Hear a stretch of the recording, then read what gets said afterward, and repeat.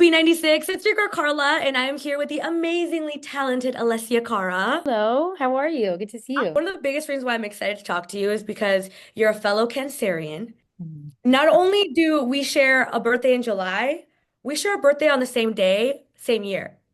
Stop! You're July 11, 96? Yes! No! Oh my gosh. Isn't that crazy?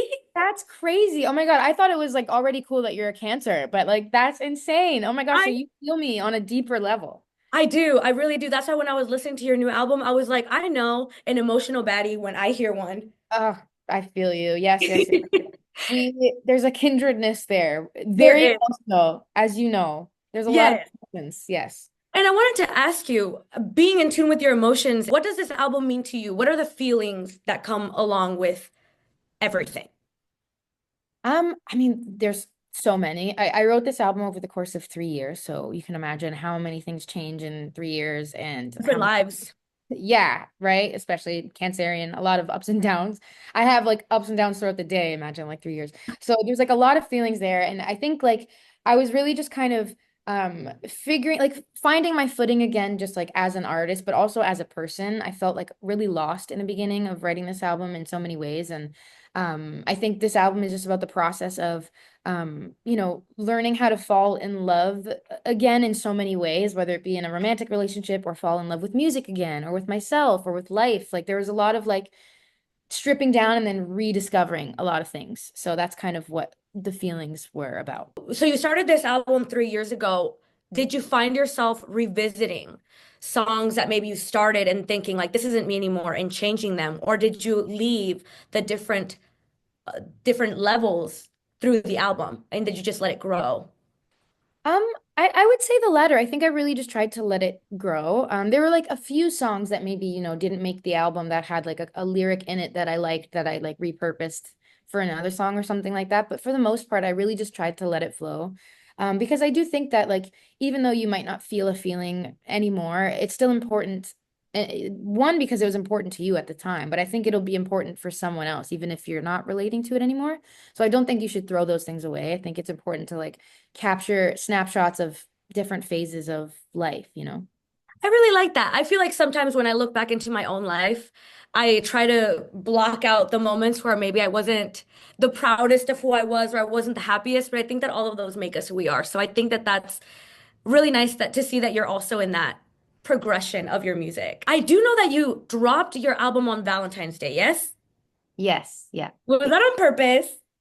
It was on purpose. Yeah, it's so funny because I wasn't gonna release it in February. I wanted to originally release it like in October of 24.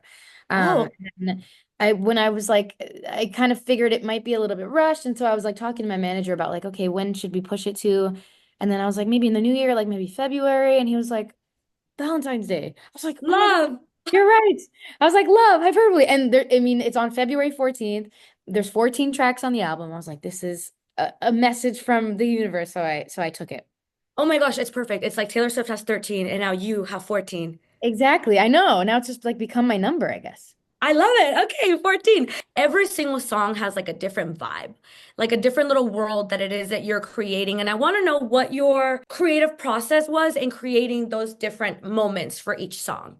So I mean, like it's a little bit different for each song. I think for like some of the little visuals, we like try to incorporate, Easter eggs for like some of the lyrics, or like to convey like how a feeling feels. Like for example, the butterflies in nighttime thing. It's like just a visual representation of like the butterflies in your stomach you get, and like the first initial little giddiness you feel when you're like falling for somebody. So things like that. But then some of them like reference certain lyrics, and some just are just like metaphorical versions of like the emotion that I was trying to convey. So it's like a little bit of everything. I think fans, now that they've heard the music, they can go back and maybe like catch things that they didn't catch before, like about some of the lyrics and stuff that now they've heard. I feel like that's the best kind of art because I think about movies and you ever see a movie the first time and you're like, that was great. And then you go back and every time you get something different from it. I feel Yes. like Yeah. this album is going to be like the same exact way. Oh, And thank that's you. really, I yeah. hope so. Yeah. I mean, yeah, I hope that they can like listen and find new things. There's like so many references I make to like past songs, and I love putting in Easter eggs. Like I'm a huge like Easter egg fan, and So I like to put some into my music too. So I love that. Okay, so with your album coming out and it's called Love and Hyperbole, I had a question because sometimes people cannot read the best. Have you ever had anybody say Love and Hyperbole? oh my gosh, so many times, so many times. It's so funny. And also because I've been talking to so many international people, it's so interesting to Yeah. see how each person from all over the world says hyperbole. I always think it's just so funny. And I mean, hey, like it's great because now you're teaching people a new word. You know, it's like a double whammy. I mean, the music and teaching people new words.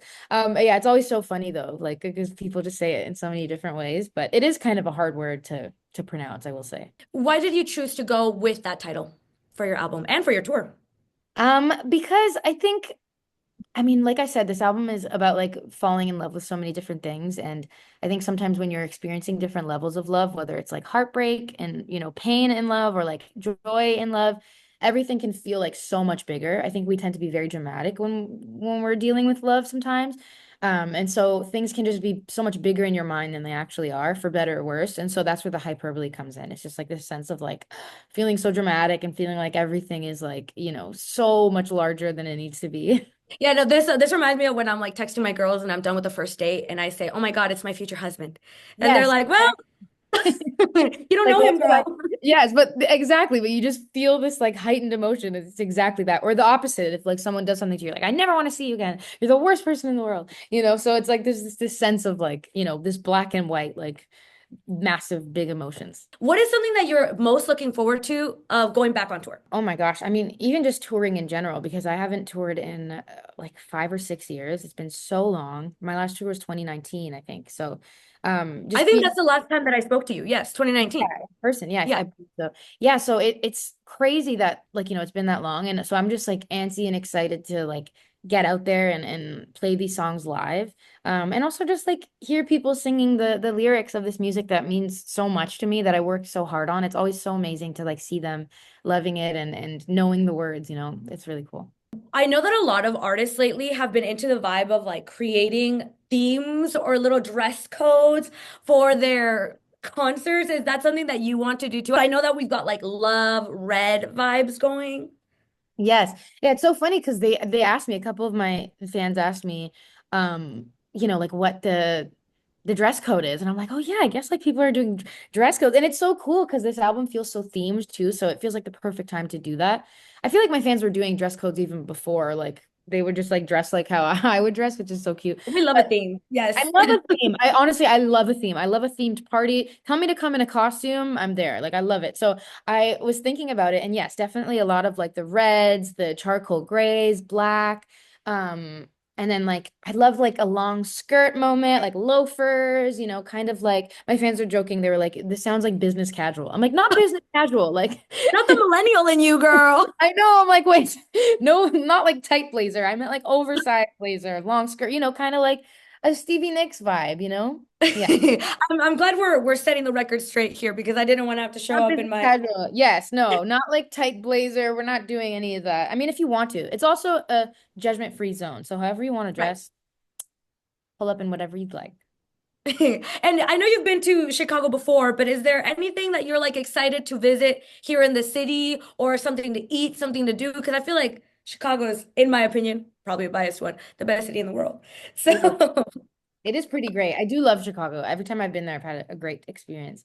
Um, I mean, I want to try some more like Chicago style pizza because I heard there's like a specific way that it's done. I only had it one time, but I don't really remember it, and I had it kind of cold because it was backstage. I didn't have much time. So if you have any recommendations for the Chicago style pizza, that would be great because I love pizza. they said that the birth of deep dish pizza was at Pizzeria Uno right downtown. So it shouldn't be too far from where you're at.